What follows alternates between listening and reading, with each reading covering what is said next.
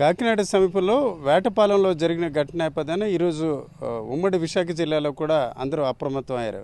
అయితే ఉమ్మడి విశాఖ జిల్లాలో చూసుకుంటే ప్రస్తుతం అనకాపల్లి జిల్లాలో సబ్బవరం మండలం అలాగే సమీపంలో ఉన్న కొన్ని ప్రాంతాల్లో మాత్రం ఈ బాణాసంచా తయారీ అవుతుంది. మనం ఇప్పుడు ఉన్నది కూడా సబ్బవరం సమీపంలో ఉన్న మల్లునాయుడుపాలెం అనే ప్రాంతం. ఈ ప్రాంతంలో గతంలో చాలా పెద్ద ఎత్తున ఇలాంటి బాణాసంచా తయారీ కేంద్రాలు ఉన్నాయి. ఇక్కడ సమీపంలో ఉన్న గుల్లెలపాలెం అనే ప్రాంతంలో చూసుకుంటే 4 ఏళ్ల క్రితం జరిగిన ఒక బాణాసంచా పేలుడు ఘటనలో 7 వ్యక్తులు మృతి చెందారు. అయినప్పుడు కూడా తర్వాత పోలీసులు చెప్తున్నప్పుడు కూడా జాగ్రత్తలు తీసుకున్నామని చెప్పి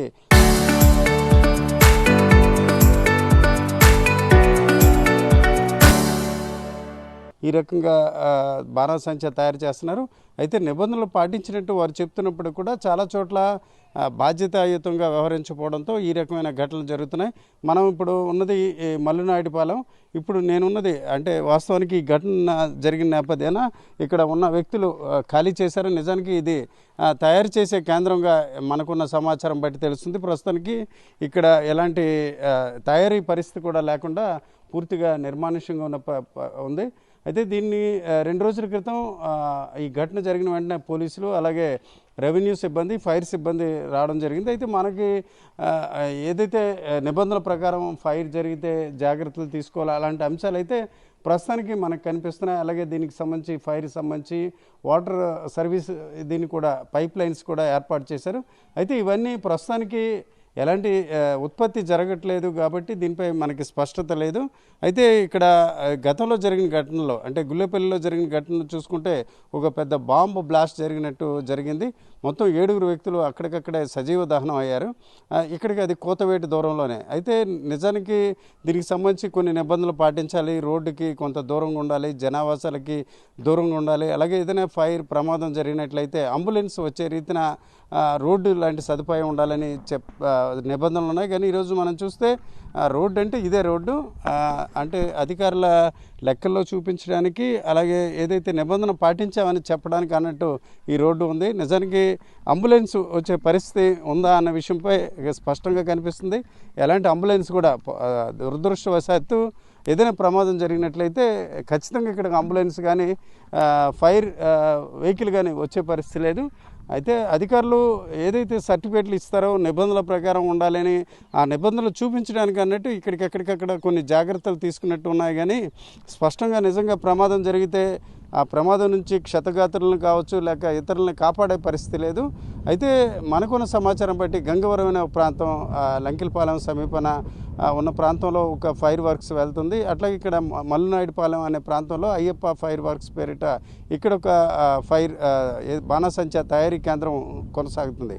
అయితే అనధికారికంగా కొన్ని చోట్ల ఉన్నాయి. అయితే ప్రస్తుతానికి అయితే మనం వేరు ప్రాంతంలో ఆర్టీవీ వివిధ అంశాలని సేకరించడం జరిగింది. అయితే స్పష్టంగా మాత్రం ఉత్తరాంధ్రకి ఎక్కువ శాతం ఇక్కడ ఉన్న ఈ మల్లునాయుడుపాలెం అలా గంగవరం నుంచి బాణాసంచా తయారీ చేయడం పంపిణీ జరుగుతుంది. అయితే ప్రస్తుతానికైతే ఈ ఘటన నేపథ్యాన ఇక్కడ తయారీదారులు చాలా జాగ్రత్తలు తీసుకుని ఒక రకంగా ఇక్కడ నుంచి వెళ్ళిపోయారని మనం చెప్పుకోవచ్చు. ప్రస్తుతానికి ఎలాంటి తయారీ జరగట్లేదు. అయితే కొన్ని రోజుల తర్వాత అంటే తాజా పరిస్థితి సద్దుమణిగిన తర్వాత యథావిధిగా వీరు కొనసాగించే అవకాశాలు ఉన్నాయి. గతంలో కూడా ఇదే రకంగా పేలుడు ఘటన జరిగినప్పుడు కూడా దాదాపు 1 రోజుల పాటు ఎలాంటి కార్యకలాపాలు కొనసాగించకుండా తర్వాత చేసిన పరిస్థితి. అయితే పోలీసులు, రెవెన్యూ, ఫైర్ సిబ్బంది వీరంతా కూడా ఒక బాధ్యతారాహిత్యంగా ఉంటున్నారు. ముఖ్యంగా చూసుకుంటే ఏదైతే నిబంధనలు ఉన్నాయో నిబంధనలను అతికించినట్టు వాటికి ఉన్నాయి అని చూపించడానికి అన్నట్టు కొన్ని రకాల అంశాలు ఇక్కడ పెట్టారు. నిజానికి ఇవన్నీ కూడా పూర్తిగా పనికిరాని పరిస్థితి. అగ్నిమాపక శకటాలు కానీ అంబులెన్స్లు కానీ వచ్చే పరిస్థితి అలాంటి రహదారి లేదు. కానీ రికార్డులో చూస్తే ఆ రహదారి ఉన్నట్టు ఈ రహదారిని ఒక అరేంజ్మెంట్ చేసినట్టు ఉందని మనం చెప్పుకోవచ్చు.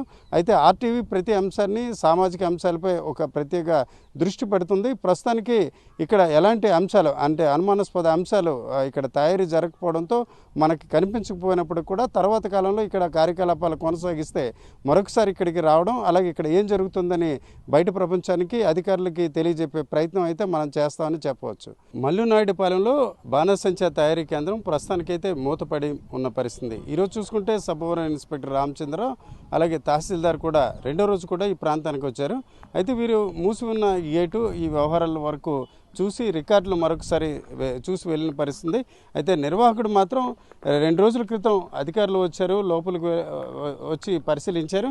అయితే ప్రస్తుతం కోర్టు ఆర్డర్ నేపథ్యాన దాని అనుమతులతో తాము కొనసాగిస్తున్నాం. ప్రస్తుతానికైతే ఈ వేటపాలెం ఘటన నేపథ్యాన కొన్ని రోజులు నిలిపివేయాలని అధికారులు సూచించడంతో ఆ మేరకు నిలిపివేసినట్టు చెప్తున్నారు. అయితే ఫైర్ సేఫ్టీ కావచ్చు, ఇతర అంశాలు, అలాగే ఇక్కడ నిర్వాహకులు చెప్తున్నట్టు కోర్టు ఆర్డర్ ఉంది. ఆ ఆర్డర్ వరకు కోర్టు ఉత్తర్వులు ఏ రకంగా ఉన్నప్పుడు కూడా వీరు నిబంధనలు పాటిస్తున్నారా లేదా అనే అంశంపై ఇక్కడ ఎంఆర్ఓ మాత్రం స్పష్టత ఇవ్వని పరిస్థితుంది.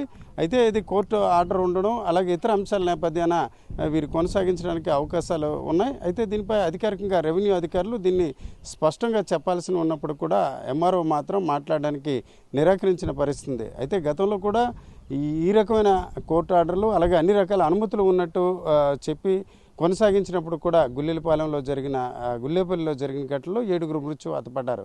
అయితే సహజంగా నిబంధనల ప్రకారం అన్నీ ఉన్నప్పుడు కూడా ఏ మేరకు మిశ్రమం కలుపుతున్నారు, అట్లాగే వాటికి సంబంధించిన ముడి సరుకు ఎక్కడి నుంచి తీసుకువస్తున్నారు, అన్నిటికంటే మించి ఆ తయారీ చేసే వ్యక్తులు నిజంగా శిక్షణ పొంది కొంత అనుభవం ఉందా, ప్రమాదం జరిగితే వారు బయటను పడడానికి ఏ రకంగా అవగాహన ఉంది, అలాంటి అంశాలు పరిశీలించాల్సిన అవసరం ఉంది. అయితే ప్రస్తుతానికైతే ఉత్పత్తి నిలిపివేశారు అన్న కారణం చూపించి ఇక్కడ ఎంఆర్ఓ ఇక్కడ నుంచి వెళ్ళిపోవడం జరిగింది. అయితే స్థానికులు మాత్రం గతంలో జరిగిన ఘటనల నేపథ్యాన ఈ ప్రాంతంలో ఈ రకమైన ఏదైతే బాణాసంచా తయారీ కేంద్రాలు కొనసాగించకపోయినా కొంతవరకు జాగ్రత్తలు తీసుకోవాలని మాత్రం కోరుతున్న వాతావరణం మనకు కనిపిస్తుంది. కెమెరా పర్సన్ తిరుపతితో రామచంద్రరావు, RTV, మల్లినాయుడుపాలెం నుంచి. చరిత్ర సృష్టించినోడు ఇప్పుడు ఆ చరిత్రని తిరగరాయబోతున్నాడు. అబద్ధాల గోడల్ని బద్దలు కొట్టి నిజాలను రాగా మీ ముందుంచబోతున్నాడు. నిజమైన వార్తల కోసం వెంటనే డౌన్లోడ్ చేసుకోండి రా యాప్ని.